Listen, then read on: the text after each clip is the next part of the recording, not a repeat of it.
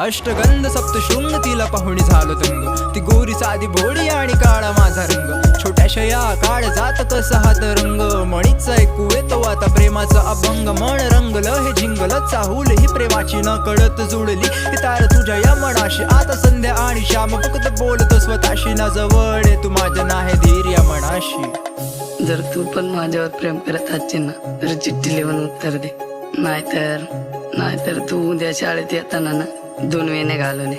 मी समजून घेईन की तुझं पण माझ्यावर प्रेम आहे.